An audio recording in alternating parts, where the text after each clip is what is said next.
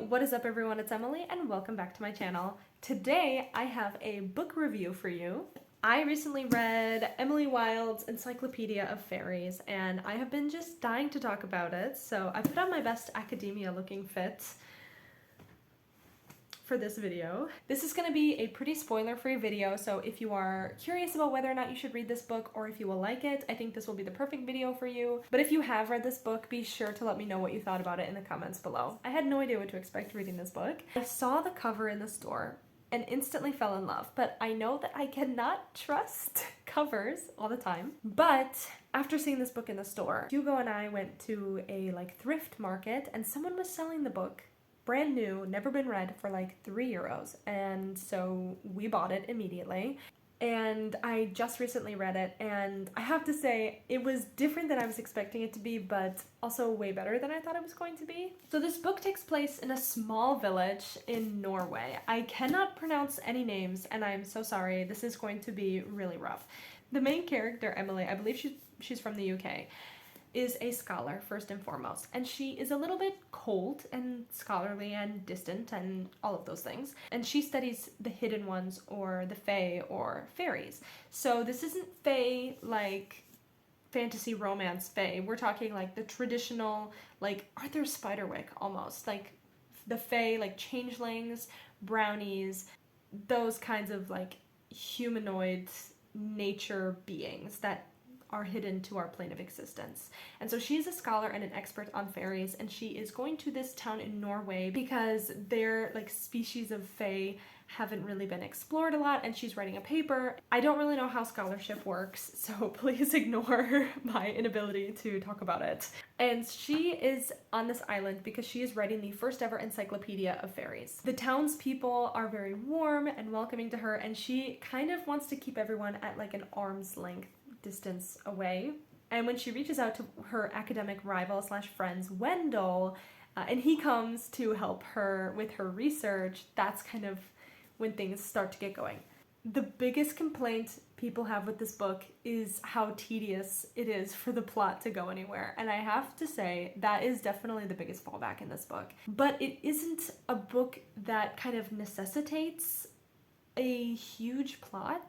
I mean, the story is about her and her research and her kind of just like living in this land, and I think that is exactly what this book was meant to be. I don't think it was meant to be some grand adventure story. My expectations reading this book was that it was going to be exactly what it was, and I think that's why I was so satisfied with reading it. This book does kind of move, I think someone on Goodreads said, at a glacial pace, and I do agree with that. A lot of the book, probably 3/4 of it, is really Emily. You're reading Emily's kind of very observant, very detailed descriptions of the world and the fae and the people that she meets in the town. It's very character focused. There isn't a lot of pressing forward. She's doing research for her book, and you learn a lot about Wendell and a bit about the town and the importance of these people and her ambitions for the future, and you learn it's really based around the people. Don't go into this thinking it's some sort of fairy adventure. I will say the last quarter or third of the book definitely picks up the pace and lots of stuff happens, but it's really nothing, and then a lot at the end. And for me, that didn't bother me at all. I thought it was a very relaxing book to read. It wasn't very taxing while I was reading it. I genuinely enjoyed being inside Emily's mind. A lot of people did not like that because she's very unobservant in her relationships with people, but she's very observant when it comes to her scholarly things. So she's very detailed in her descriptions and in her conversations with the fairies and all of this and her day-to-day activities, but she has a really hard time noticing things about other people, which is a really interesting thing to have in a main character. I think she's definitely written in a sort of neurodivergent way. And a lot of people don't like Wendell because he's kind of lazy and arrogant and foolish, but I really loved his character development, and I grew to really love him as a character and Emily as a character as well.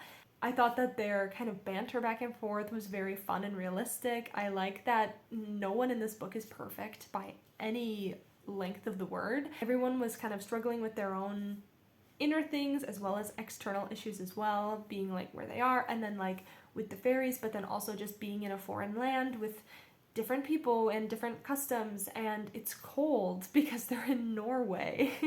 So like there was just a lot of little things like that, and because there was not a lot going on, I really felt like I was in it with them at the same time. It felt like I was peeking in through the window of their lives. And I think that that's what the author wanted for this book. I think that she pulled it off. Now, I definitely don't think this book is for everyone. If you're someone who really needs an action-packed, you want something thrilling and fun the whole time, I don't think that this will be the best book for you.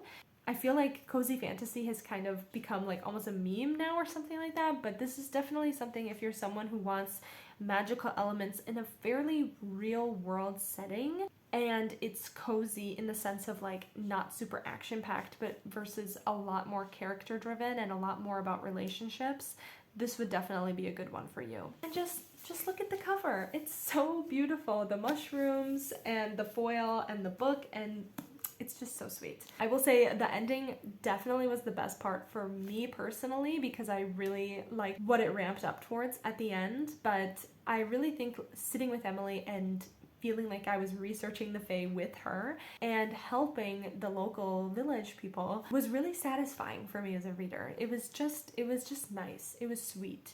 This book kind of felt like going for a stroll in the woods, and like you can hear the birds, and you know, someone crunches a stick behind you, and there's like a hint of danger, but at the same time very serene. So yeah, I really enjoyed reading this book. I think I ended up giving it like 4.5 stars, something like that. My star ratings are arbitrary anyway, so it doesn't really matter. I base my star ratings on vibes alone. But yeah, if you are looking for a book with a hint of whimsy, with like an interesting protagonist, this could be a really great pick for you. So yeah, those are my thoughts on Emily Wilde's Encyclopedia of Fairies. I would love to know your thoughts below if you have read this book or are interested in reading this book. If you found this video helpful and you enjoyed watching, please be sure to give me a like and subscribe to my video. It helps me out a ton. I hope you have a great rest of your day, and I can't wait to see you in the next one.